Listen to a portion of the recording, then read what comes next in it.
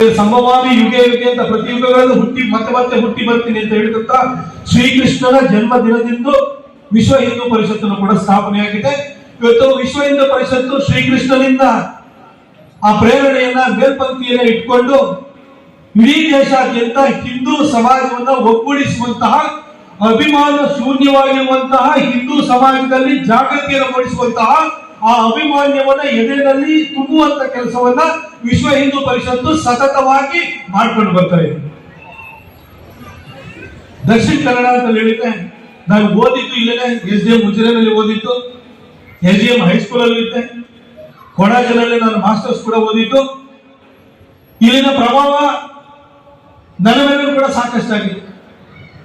ನಾನು ಒಂದೊಂದ್ಸಾರಿ ಯೋಚನೆ ಮಾಡಿದಾಗ ಇಲ್ಲಿ ನಿಮ್ಮಲ್ಲಿ ಏನು ವಿಶ್ವ ಹಿಂದೂ ಪರಿಷತ್ ಇರ್ಬೋದು, ಬಜರಂಗ ದಳ ಇರ್ಬೋದು, ಜಾಗರಣದಂತಹ ಇಂಥ 100 ಜನ ಯುವಕರನ್ನ ನಮ್ಮ ಮೈಸೂರು ಭಾಗ